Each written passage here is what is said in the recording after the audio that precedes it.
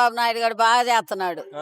అన్ని పింఛన్లు, బియ్యం అన్ని బాగా చేపిస్తున్నాడు. నేను అడక్క ముందే చెప్పేస్తున్నారు మీరు. అన్ని మరి మా పార్టీ మాది అదే. ఆ పార్టీ మీదే మరి. మాదే. 11 నెలల కాలంలో బాగానే చేశారు మొత్తం. బాగా చేశారు, బ్రహ్మాండంగా చేశారు. బాగా తిన్నారు కూడా 4 చేతులు పెట్టి. ఇప్పుడు తింటలా మరి. ఇప్పుడు తినట్లేదు. అప్పుడే బాగా చేశాడు కదా, అప్పుడు తింటలా తిన్నారు. ఇప్పుడు మరి అన్ని చేసేవాడికి ఎట్టా చెబుతారు. పథకాలు ఏమైనా వస్తున్నాయా మీకు? మాకు పింఛన్లు ఇస్తున్నారు. ఎంత ఇస్తున్నారు పెన్షన్? 4000. 4000 అంటే చెప్పిన దాని ప్రకారమే 4000 చేసేసారు.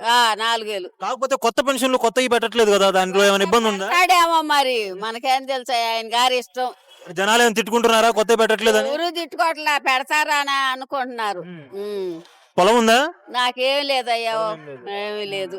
సరేమ్మా, ఇప్పుడు ఈ కొన్ని పథకాలు ఉన్నాయి కదా, తల్లికి వందనం అని చెప్పి ఇలాంటి చాలా పథకాలు ఉన్నాయి కదా, ఆ పథకాలు ఇంకా అమలు చేయలేదు కదా, జనాలు ఏమైనా రివర్స్ అవుతున్నారా? జనాలు అన్నాడుగా చేస్తాడు అంతే.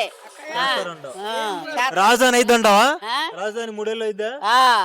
అయింది, చేస్తున్నాడుగా, పెట్టాడుగా ఇది. మొత్తంగా మళ్ళీ ఇదే ప్రభుత్వం అధికారంలోకి వచ్చిందంటావా? రావాలయ్యా, ఇదే రావాలి. మళ్ళీ జగన్ వచ్చే ఆస్కారం లేదా? జగన్ వచ్చే లేదు లేదు.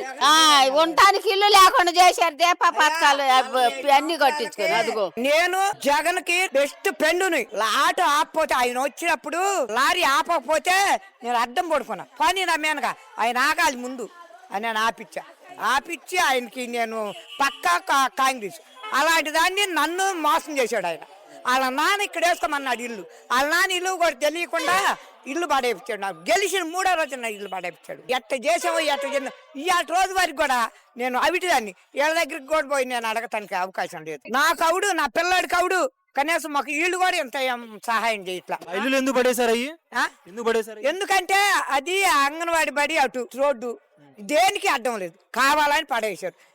వైసీపీ వాళ్ళే పడేపించింది. అక్కడ కూడా వైసీపీ వాడే. నాకు ఆడికి 3 ఇళ్ళు ఉండే, 3 లైన్లో రావాలి. ఈ మాటలన్నీ రావాలి. వాడు ఆమెకి పారంబాకులు ఇల్లు వేసుకుంది కాబట్టి నాకు స్థలం లేదు, నేను వేసుకుంటాను అన్న. అంటే తాడేపల్లి నుంచి పంపించి క్రేన్తో పడేపించారు నా ఇల్లు. క్రేన్తో ఆయన గెలిచి ఎన్ని సంవత్సరాలు? 3 నెలల్లోనే నా ఇల్లు పడేపించింది. జోరు వాళ్ళలో ఉన్నావు. 2 బస్తాలు బియ్యం తడిసిపోయినాయి. పక్కంట 3 ఏళ్ళు ఇస్తే కొద్దిగా పాక వేసుకున్నా. ఆ పాకాలో ఉంటున్నా చెట్టు కింద. ఇప్పటికి నేను నా కొడుకు ఏ ఆధారం లేకుండా బయటకు పోతానికి కూడా మాకు తావులేదు. బయటకు పోతానికి కూడా లేదు, అసలు పాస్ కోసుకోవటానికి కూడా లేదు మాకు. దొడ్డికి పోతానికి లేదు. ఇప్పటికీ దొడ్డికి అట్లా. కిరణ్ చందు గారు దేవుడు వెళ్ళే ఇంటి పన్ను కరెంటు బిల్లు ఇప్పించాడు నాకు. దానికే కడుతున్నా, పాకాకే. గింత పాక పోయిన సంవత్సరం 1400 కట్టా. నేను కట్టినయ్యా, నాకు ఇల్లు లేదు, వాకి లేదంటే ఖాళీ స్థలంలో ఉండవు కదా, నువ్వు కట్టని కట్టిస్తే ఈ సంవత్సరం 1300 వచ్చింది. ఏ వల్ల కట్టేది? వాళ్ళు ఒక పదం చేశారా, ఒక ఇది చేశాడా జగన్? అదేమనంటే ఆయన దగ్గరికి పోయి అడుక్కో అని అన్నాడు. ఇంతలో కడుపోడు. తాడేపల్లి నుంచి వచ్చి 2 ఆడవాళ్ళు 2 మగవాళ్ళు నిలబడి పడేపించారు నా ఇల్లు. క్రేన్ తెచ్చి మళ్ళీ నా బియ్యం 2 బస్తాలు బియ్యము తడిసిపోయినాయి. పక్కంట ఇంటి ఆమె చూడలేక నాకు 3 ఏళ్ళు ఇచ్చి పట్ట కొని ఇచ్చి ఆ పట్టాతో వేసుకుని వచ్చి చూడండి మీరు.